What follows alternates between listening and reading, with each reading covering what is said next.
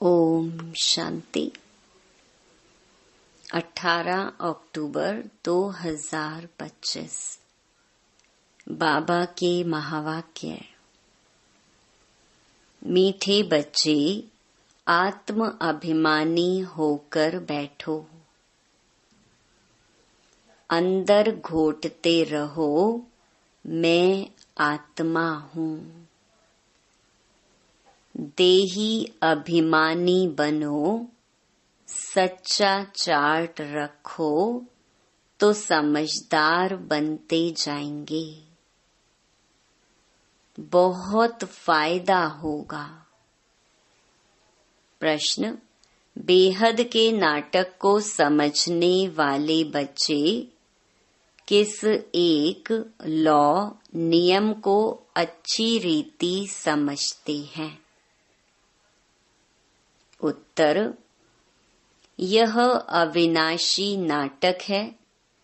इसमें हरेक पार्टधारी को पार्ट बजाने अपने समय पर आना ही है।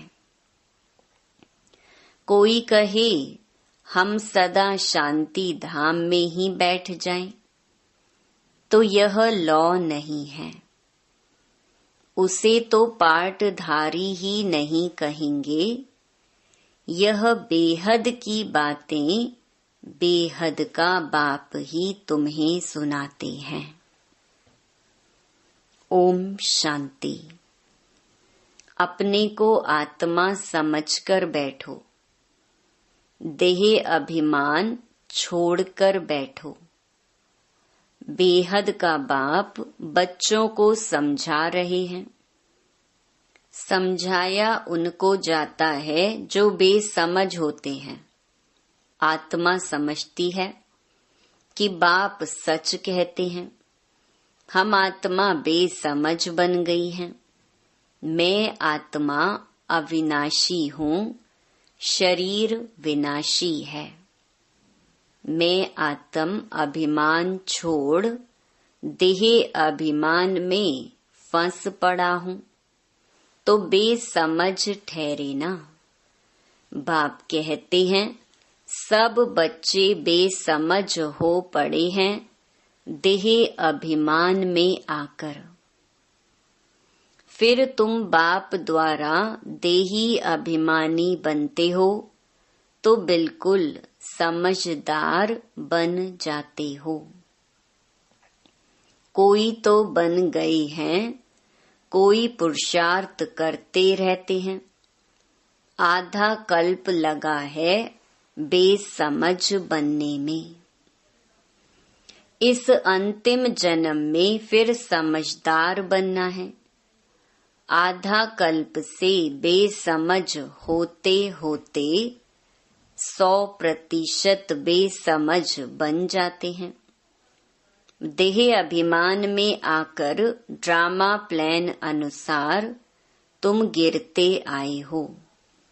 अभी तुमको समझ मिली है, फिर भी पुरुषार्थ बहुत करना है, क्योंकि बच्चों में दैवी गुण भी चाहिए। बच्चे जानते हैं हम सर्वगुण संपन्न 16 कला संपूर्ण थे। फिर इस समय निर्गुण बन पड़े हैं। कोई भी गुण नहीं रहा है। तुम बच्चों में भी नंबरवार पुरुषार्थ अनुसार इस खेल को समझते हैं। समझते समझते भी कितने वर्ष हो गए हैं।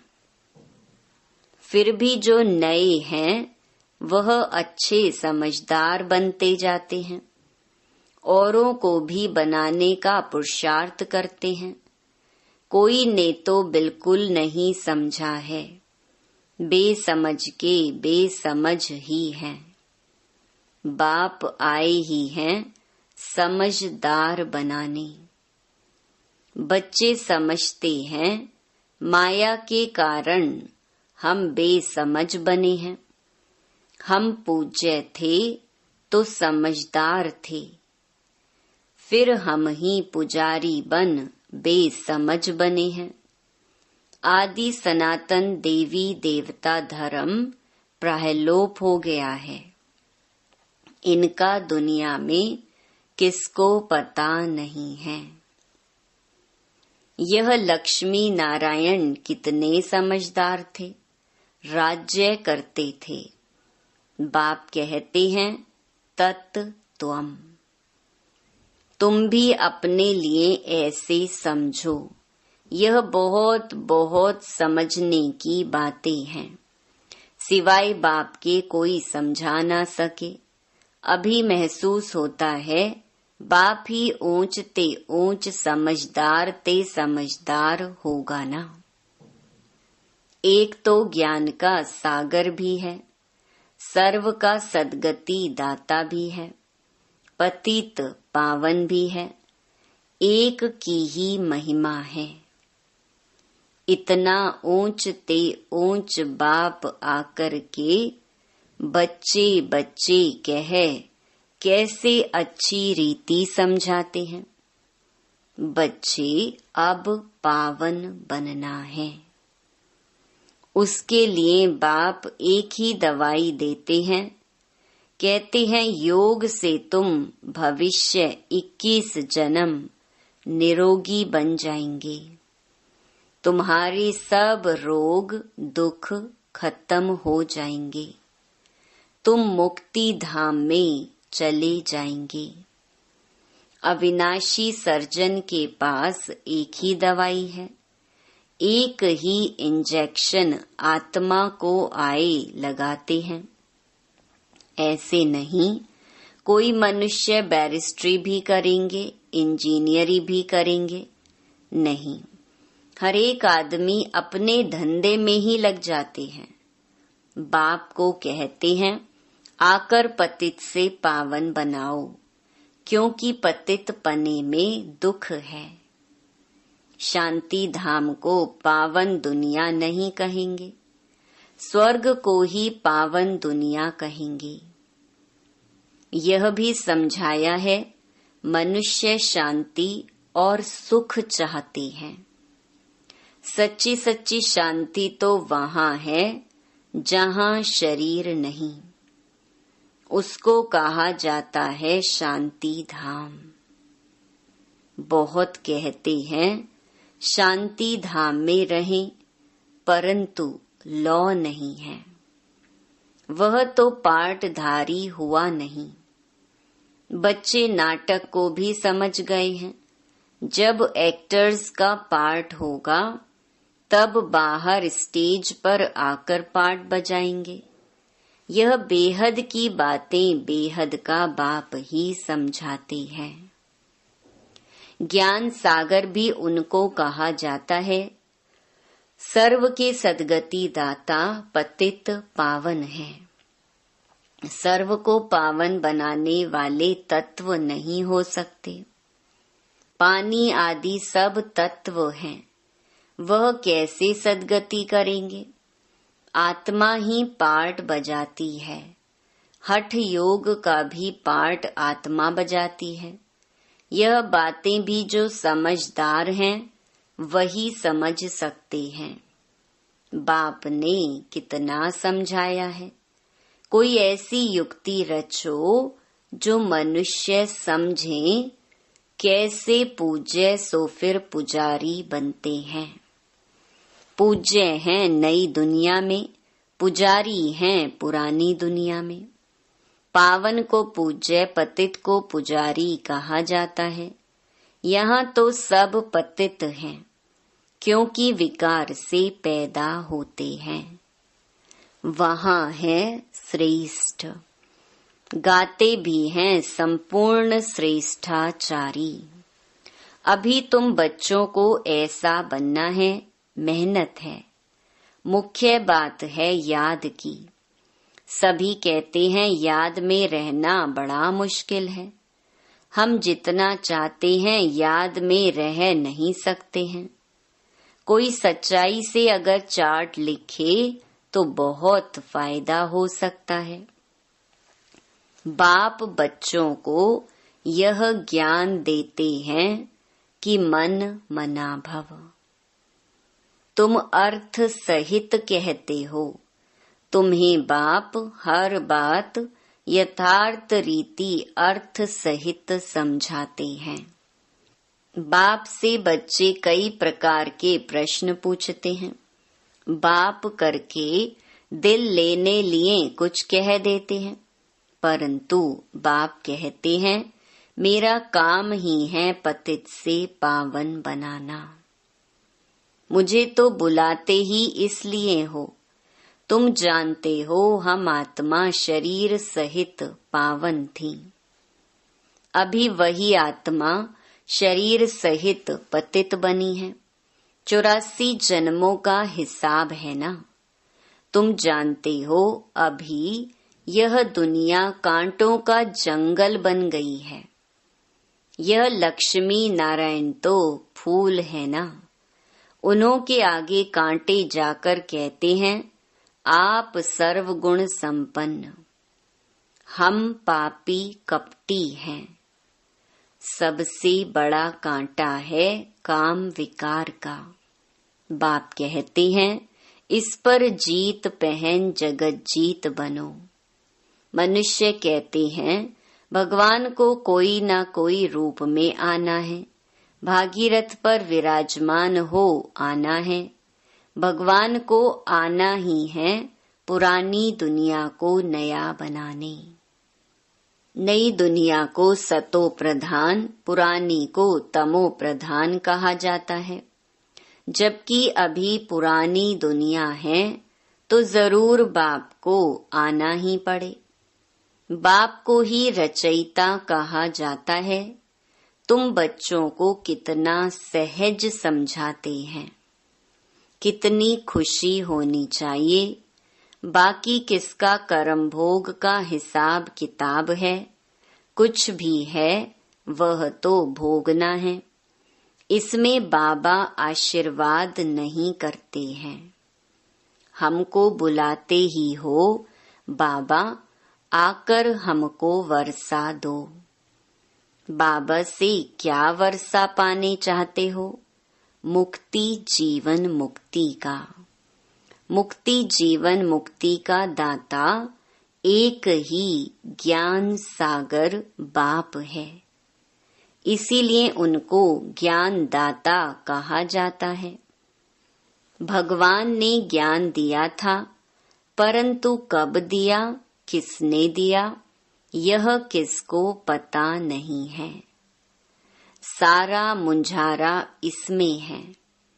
किसको ज्ञान दिया यह भी किसको पता नहीं है। अभी यह ब्रह्मा बैठे हैं, इनको मालूम पड़ा है कि हम सो नारायण था।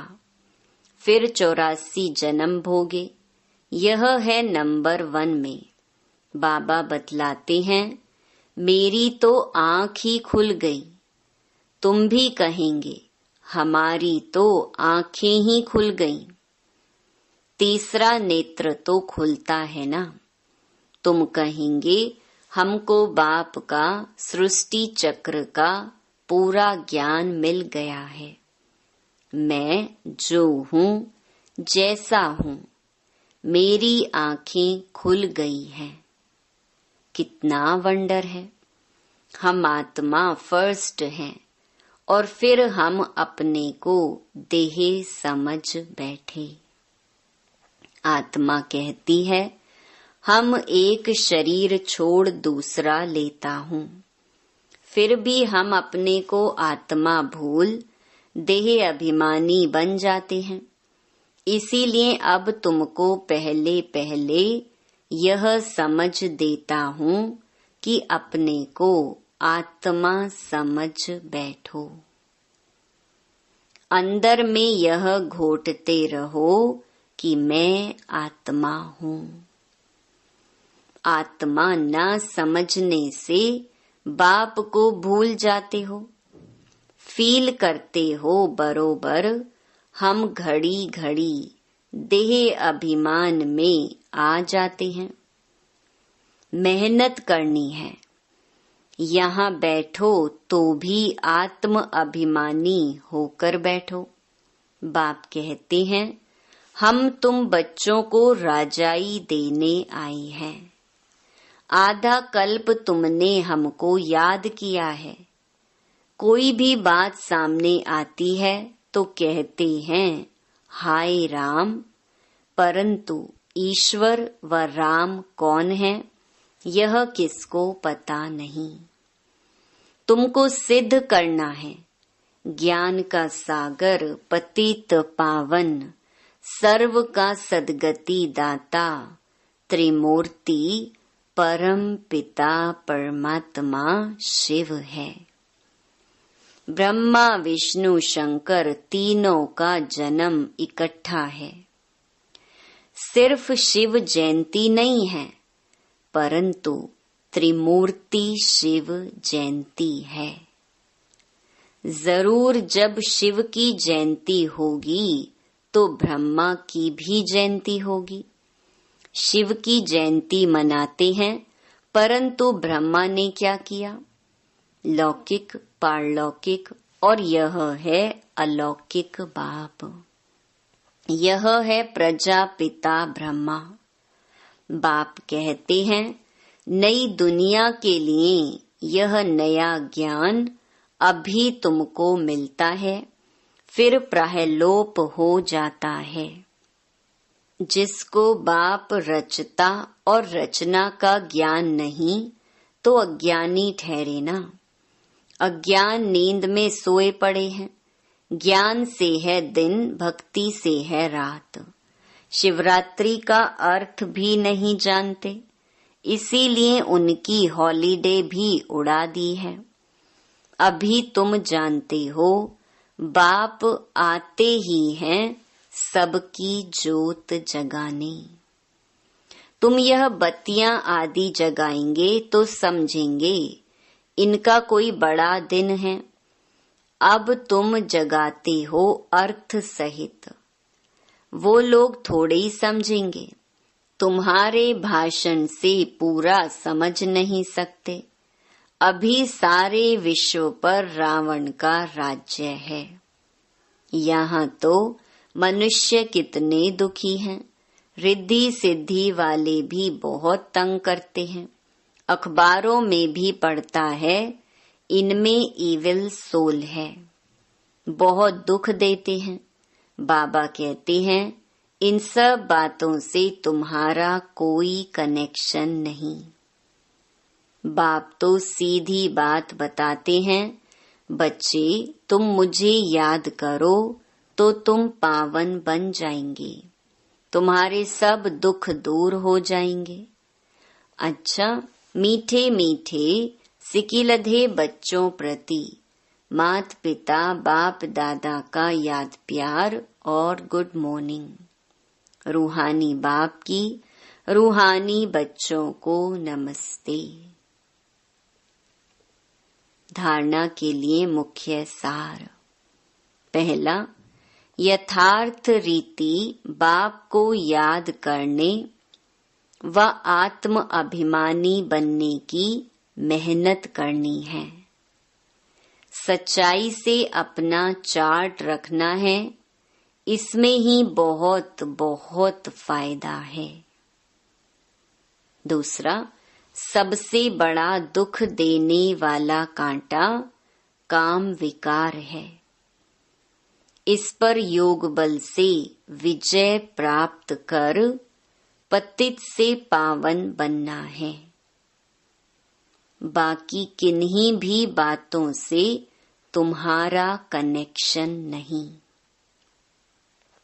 वरदान, प्रैक्टिकल जीवन द्वारा परमात्म ज्ञान का प्रूफ देने वाले धर्म युद्ध में विजयी भव। अभी धर्म युद्ध की स्टेज पर आना है। उस धर्म युद्ध में विजयी बनने का साधन है आपकी प्रैक्टिकल जीवन, क्योंकि परमात्म ज्ञान का प्रूफ ही प्रैक्टिकल जीवन है। आपकी मूरत से ज्ञान और गुण प्रैक्टिकल में दिखाई दें, क्योंकि आजकल डिस्कस करने से अपनी मूरत को सिद्ध नहीं कर सकते, लेकिन अपनी प्रैक्टिकल धारणा मूर्त से 1 सेकंड में किसी को भी शांत करा सकते हो।